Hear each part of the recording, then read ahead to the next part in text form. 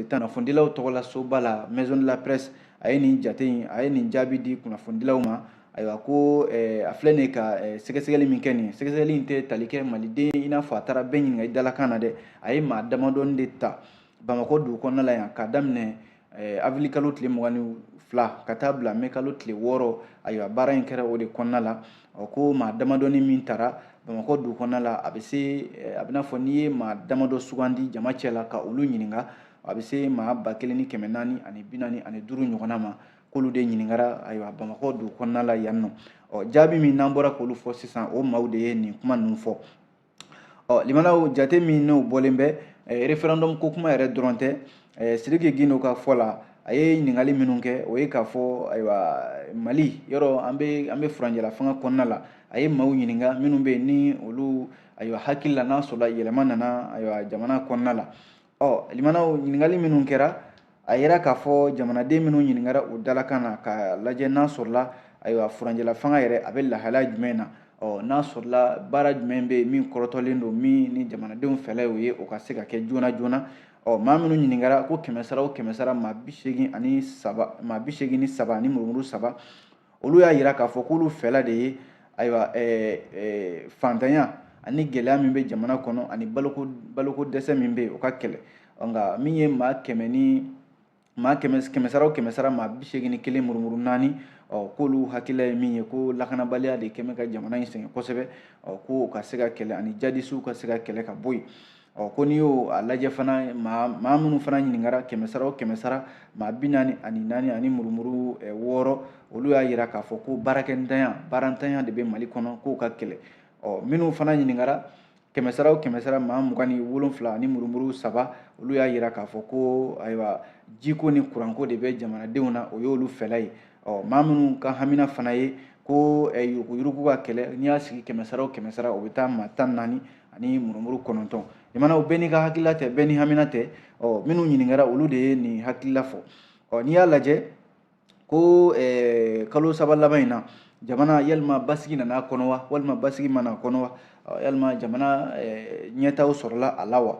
jaabi min sɔrɔla o ɲininkaliw la ko n'i y'a sigi 100 o 100 maa 79 ani murumuru 2 ɲɔgɔnna jamanadenw na minnu ɲininkara Bamakɔ yan olu y'a yira k'a fɔ tiɲɛ yɛrɛ la ko basigi bɛ ka na dɔɔni dɔɔni ko n'i y'a lajɛ maa 14 100 o 100 olu y'a yira k'a fɔ ayiwa ko kow ma falen ko b'u cogoya la halisa ko maa fu murumuru 4 ɲɔgɔnna olu kɔni ma sɔn ka u hakilila di nin jate ninnu kan n'i y'a lajɛ limanaw min bɛ tali kɛ ɲininkali min fana kɛra Sidiki Gindo a ka nin sɛgɛsɛgɛli in na o ye k'a fɔ ko yalima Mali yɛrɛ ani jamana jumɛn de kan ka u tɛgɛ di ɲɔgɔn ma bi ayiwa lakana ko bɛ se ka sabati cogo min na maa caman minnu bɛ yen ni olu y'u hakilila di ko 100 o 100 maa 90 ani murumuru 3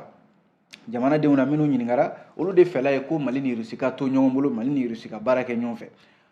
ko maa 42 murumuru 8 olu y'a yira k'a fɔ Chinois olu ni Mali de ka baara kɛ ɲɔgɔn fɛ ko maa 28 100 murumuru 5 olu y'a yira k'a fɔ ko Mali ni Burkina ka baara kɛ ɲɔgɔn fɛ min bɛ tali kɛ maa 12 murumuru 3 olu y'a yira k'a fɔ n k'a fɔ maa 19 murumuru 5 olu y'a yira k'a fɔ ko Mali ni Iran de ka baara kɛ ɲɔgɔn fɛ maa 12 murumuru 3 ko Mali ni Allemagne jamana ka baara kɛ ɲɔgɔn fɛ min bɛ tali kɛ Émirats Arabes Unis ko maa 11 ani murumuru 7 olu y'a yira k'a fɔ ko ni Émirats Arabes Unis ka baara kɛ ɲɔgɔn fɛ ko min bɛ tali kɛ maa 9 murumuru 7 olu y'a yira k'a fɔ Mali ni États-Unis de kan ka baara kɛ ɲɔgɔn fɛ ko maa 6 murumuru 1 olu y'a yira k'a fɔ Mali ni Laginɛ Conakry kan ka baara kɛ ɲɔgɔn fɛ minnu fana ɲininkara ko yalima ayiwa Mali ni jamana jumɛn de kan ka u kɔ don ɲɔgɔn ma pepewu u kana baara kɛ ɲɔgɔn fɛ hali ayiwa baara ɲɔgɔnya fanga ka dɔgɔya kosɛbɛ n'i y'a lajɛ ko 100 o 100 maa 92 murumuru 9 olu y'a yira k'a fɔ ko Faransi jamana kɔni tiɲɛ yɛrɛ la Mali ni Faransi man ka baara kɛ ɲɔgɔn fɛ bilen fiyewu lakanako siratigɛ la walasa Mali bɛ se ka lakana sabati cogo min na min ye l'Américain jamana n'o ye États-Unis ye 100 o 100 maa 28 murumuru 4 olu y'a yira k'a fɔ ko Mali ni l'Américain jamana man ka hali baara kɛ ɲɔgɔn fɛ min ye maa 8 murumuru 2 ye olu y'a yira k'a fɔ ko olu fɛla de ye Mali ni Niger kana baara kɛ ɲɔgɔn fɛ ma 7 murumuru 1 olu y'a yira k'a fɔ ko Mali kan ka tɛgɛdenkɔni ɲɛsin Allemagne jamana ma k'u man ka baara kɛ ɲɔgɔn fɛ min ye maa 5 murumuru 8 olu y'a yira k'a fɔ ko Côte d'Ivoire jamana k'olu o ni Mali de man ka baara kɛ ɲɔgɔn fɛ limanaw ni jate ninnu bɔra Sidiki Gindo de fɛ kunu a ye nin jaabi min di kunnafonidilaw ma Demba Konte ale de fasiri kɛ Nouvelle Horizon kɔnɔ aw bonya b'a la.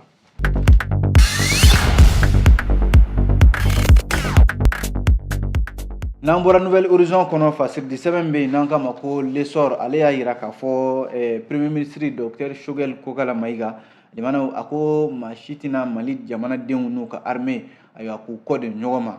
o baara in o bɛ sɔn ka gɛlɛya dɛ nka ni jamanadenw y'a faamuya o ye Dr Choguel Kokala Mayiga ka kuma ye a ye mun fɔ ka ɲɛsin jaabi de don ka ɲɛsin diɲɛ keleya tɔnba ka bolofara min ni u ye sɛbɛnni kɛ kɔsa in na ka ɲɛsin Mali jamana ma kɛrɛnkɛrɛnnenya la mura ko waleya minnu kɛra murakaw fɛ yen ni jalaki binnen bɛ armée ka o ko la Dr Choguel Kokala Mayiga ye jaabi di ko in na kosɛbɛ a ko rapport min sɛbɛnna ONU fɛ ka ɲɛsin Mali jamana ma kunun ko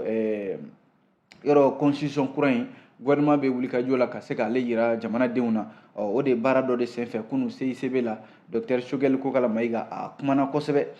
a y'a yira k'a fɔ ko min bɛ tali kɛ Haut Commissariat des Nations Unies aux droits de l'homme u ye kuma min fɔ an'u ye jate min bɔ ka ɲɛsin armée ma Dr Choguel Kokala Mayiga y'a yira k'a fɔ ko nin kɔni ye ka Mali armée ka jalakili bɛ u kan jalaki min bɛ yen ni yan'u ka Mali armée fo u bɛ ka Mali armée kun don kunbalan wɛrɛ la tuguni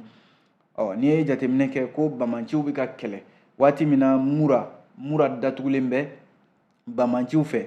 ni maa kelen ninnu ma se ka sɛbɛnni kɛ k'a fɔ mura datugulen bɛ bamanciw fɛ fo Mali armée kelen ka wulikajɔ kɛ ka mura sama ka bɔ bamanciw tɛgɛ kɔnɔna la u bɛna tila ka o bamayɛlɛma k'o kɛ fɛn wɛrɛ ye tuguni ko nka laɲini wɛrɛ tɛ nin ko in na dɛ Choguel Kokala Mayiga ka fɔ la laɲini wɛrɛ tɛ ko ka jamanadenw an'u ka armée k'u kɔ don ɲɔgɔn ma Dr Choguel Kokala Mayiga ko ni baara in ni kun wɛrɛ b'a la ko nin dɔrɔn de don n'o tɛ ko bi in na Mali armée n'o ye forces armées maliennes fama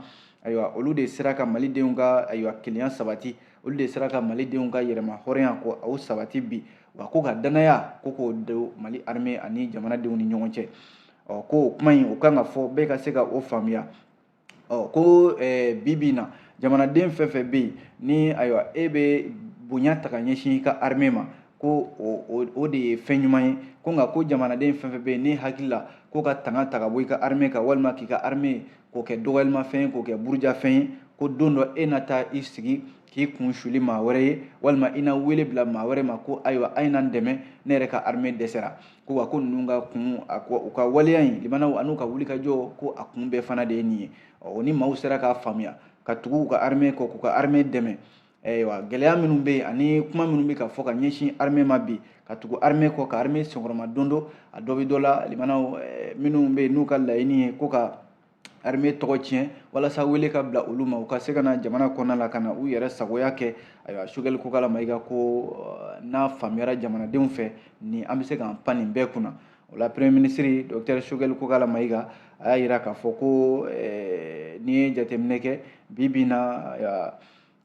kuma minnu bɛ yen n'olu bɛ ka ta ka ɲɛsin Mali jamana ma kuma ninnu tɛ kuma kuraw ye u ye nin labɛn ninnu kɛ a mɛnna ko nka an ka ministre min n'o bɛ an ka jamana ni jamana wɛrɛw cɛ kun ye kunna affaires étrangères olu kun ye nin kuma ninnu kɔkari a mɛnna nka u filɛ nin ka bɔ ni sira wɛrɛ de ye n'o ye ka sɛbɛnni kɛ k'a fɔ ko Mali armée ye nin kɛ jamanaw ko nka jamanadenw ka a kɛ i n'a fɔ ko foyi ma kɛ a bɛ fɔ min ma ko un non événement o la sa Haut Commissariat des Nations Unies jamanaw Dr Choguel Kokala Mayiga ko ale yɛrɛ bɛ ɲininkali de kɛ sa fagali minnu kɛra Mali la yan o y'a sɔrɔ nin jɛkulu ninnu bɛ min o y'a sɔrɔ u ka sɛbɛnnikɛlaw bɛ min o y'a sɔrɔ u ka sɛgɛsɛgɛlikɛlaw olu bɛ min waati min na san 2012 jamanaw Agel Hawk mɔgɔw dara ka u sɛdennin faga yen nɔ mɔgɔw dara k'u bɔnɛ u ni na cogo sugu bɛɛ lajɛlen la o y'a sɔrɔla ninnu bɛ min Choguel Kokala Mayiga tilala ka ɲininkali kɛ ko yalima min ye fagali minnu kɛra ka dugu kuturu ka maa bɛɛ lajɛlen bɔnɛ a ni na Sobanda Jala Sagu Ogo Sagu o y'a sɔrɔ ko Nations Unies ka nin jɛkulu in u bɛ fan jumɛn fɛ Dr Choguel Kokala Mayiga y'a yira k'a fɔ bi na jamanadenw kan k'u disi gosi n'u ka armée ye bi u bɛ wulikajɔ min na ka se ka jamanadenw n'u bolofɛnw lakana ayiwa kuma o kuma bɛ yen n'o bɛ ka fɔ ka ɲɛsin Mali armée ma bi docteur Choguel Kokala Mayiga ka kuma la ayiwa ko laɲini foyi t'a la fo ka danayabaliya k'o sinsin jamanadenw u n'u ka ayiwa lakanabaaw cɛ o kuma in ko u man ka san sɔrɔ dɛ Umaru Jakite ale de ye fasiri kɛ an y'a bɔ lesɔrɔ kɔnɔ aw bonya b'a la.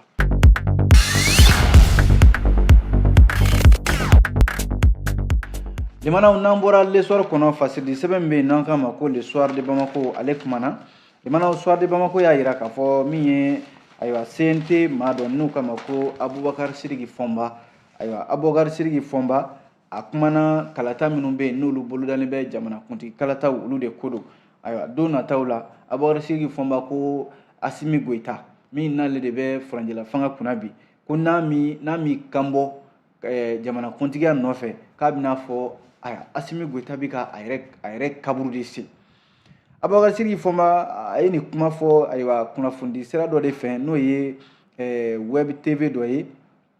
ko docteur Abubakar Sidiki Fɔnba ayiwa ni bibi na jɛkulu dɔ bɛ yen collectif pour la refondation du Mali ale de y'o fana ɲɛmɔgɔ ye a ko a fɛla ye min ye bi o de ye ayiwa furanjɛla fanga ɲɛmɔgɔ Asimi Goyita a k'i kanbɔ jamanakuntigiya nɔfɛ ayiwa k'o na kɛ sababu ye Limanaw min ye sariya sunba min bɛ yen bi ni jamanadenw bɛna wulikajɔ kɛ ka kala ta ayiwa jamanakuntigi colonel Asimi Goyita ni a nana kɛ yɛrɛ ko sariya sunba in ko a tɛmɛna jamanadenw sɔnna a ma ayiwa ko foyi tɛ se ka bali colonel Asimi Goyita k'i kanbɔ jamanakuntigiya nɔfɛ don nataw la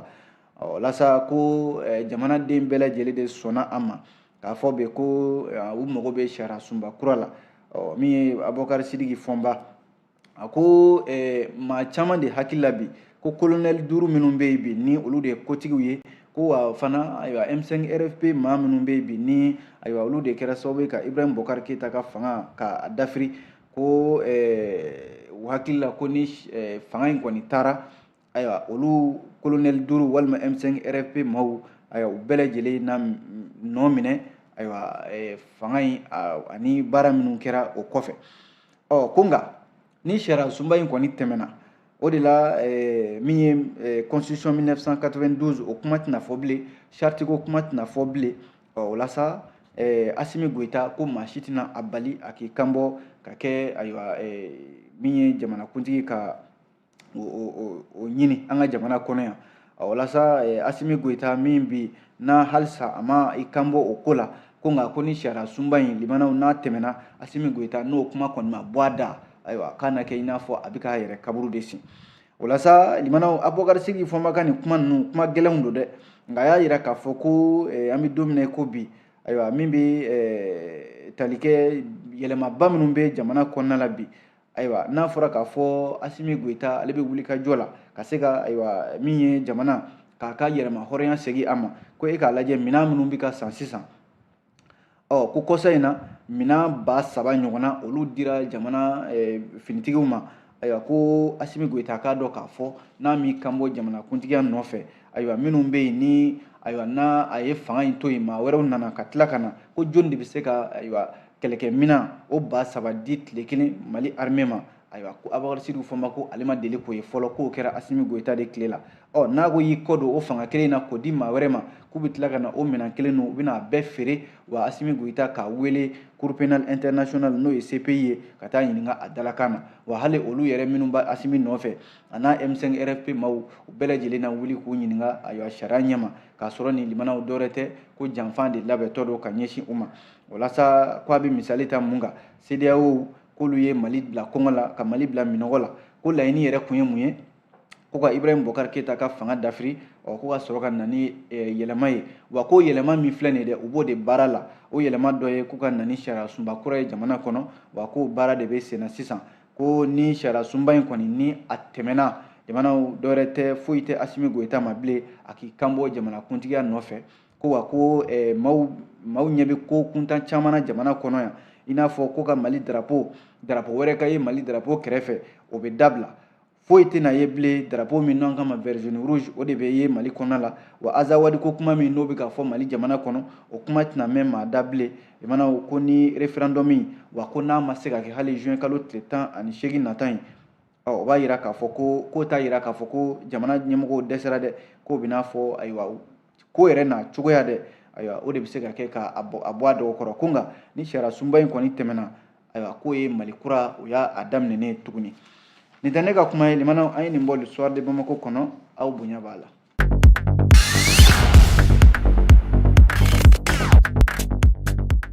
Bɔra yen nɔ fasiridi sɛbɛn min bɛ yen n'an k'a ma ko le républicain ale kumana limanaw républicain y'a yira k'a fɔ ko min bɛ EJ n'o ye autorité indépendante de gestion des élections ayiwa ale de bɛ kalataw labɛnni baaraw la jɛkulu in ka baara bɛnnen bɛ o ma bi walasa ko a bolofara min bɛ Bamako yan n'o y'a coordination ye ayiwa ko olu sigira o kɛra kunungo ntɛnɛn mai kalo tile 15 san 2023 walasa ko min ye jɛkulu caman délégation ba de wulila ayiwa ka na min ye collège min n'o ye autorité indépendante de gestion des élections limanaw ka se ka a mɔgɔw ka u sugandi ani ka u sigi walasa professeur Birahima Fɔnba ani général Siyaka Sangare olu tun bɛ Bamako gouvernorat la kunungo ka se ka maa kofɔlen minnu bɛ yen n'olu sugandira ka kɛ EJ maaw ye ayiwa k'u bila u ka baara kɔnɔna la o de la coordination min filɛ nin ye ni u bɛ ayiwa Bamako kɔnɔna la yan nɔ a yirala k'a fɔ jɛkulu o jɛkulu bɛ yen i b'a sɔrɔ maa 7 o de bɛ a kɔnɔna la o b'a yira k'a fɔ maa 49 ɲɔgɔn na o de bɛna sugandi Bamako kurukara bɛɛ lajɛlen la ka EJ baara in kɛ walasa u ka kalinkasiyɛn o bolodalen bɛ ka bila sini araba mai kalo tile 17 la nka ka u sugandi k'a fɔ ayiwa aw bɛ sigi yan aw bɛ baara kɛ nin yɔrɔ in na kunungo o baara o de kɛra nka u ka kalinkasiyɛn sariya tigilamaw ɲɛma k'o bolodalen bɛ ka bila sini araba la i n'a fɔ docteur Birahima Fɔnba ale ka ɲɛfɔli la a y'a yira k'a fɔ ko EJ ko tiɲɛ don a sigili la ayiwa sumaya dɔɔnin donna a baaraw la nka sumaya in tɛna u ka baara ka a lasa wa a tɛna gɛlɛya don baara ninnu na sabu ko kalata min n'o ye référendum kalataw ye ayiwa u bɛn'u jija cogo sugu bɛɛ lajɛlen la wa u bɛna taa Mali fan 14 bɛɛ lajɛlen fɛ baara min daminɛnen filɛ nin n'o de ye ka EJ bolofara minnu bɛ yen ka u bɛɛ lajɛlen sigi u sigiyɔrɔw la baara tɔ bɛ to mun ye sisan nin de ye fɔlɔ ye sisan ka u sigi tago filanan in sisan o bɛ bɛn min ma o ye ko u bɛ taa u kalinkasiyɛn kɛ ayiwa n'o de ye prestation de serment ye n'o kɔni kɛra ayiwa o ye EJ baara bɛɛ lajɛlen kuncɛlen ye a tɔ bɛ to mun ye sisan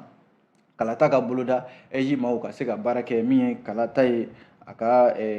wolofɛn ɲuman na o de la ayiwa républicain ka fɔ la baara ninnu kɔni daminɛna kunungo Bamako yan nɔ wa ko a bɛ to sen na wa jamana EJ yɛrɛ a ɲɛmaaw minnu filɛ nin ye olu bɛna wuli ka jamana fan 14 bɛɛ lajɛlen kɛ u sen nɔ ye walasa EJ maaw ka se k'u ka baaraw daminɛ limanaw a bɛ dansigi kɛ kunnafoni gafew la an ye nin sɔrɔ républicain kɔnɔna la ni Ala sɔnna sini gafe kuraw mana bɔ an n'u lakali aw ye o tuma an b'aw fo dan tɛ foli min na an b'a fɔ a k'an bɛn a ɲɔgɔnna wɛrɛ ma. Ni kun y'aw ka kunnafoni gafew kɛnɛ ye ni Balimaya Couture ka dɛmɛ ye. Balimaya Couture ka baara ɲɛsinen don kɛrɛnkɛrɛnnenya la an ka ladalafiniw kalali ma Mamadu Traoré fɛ yen ni bɛɛ ko Maduba nɛgɛjuru sira 76 11 63 88 66 66 51 37 97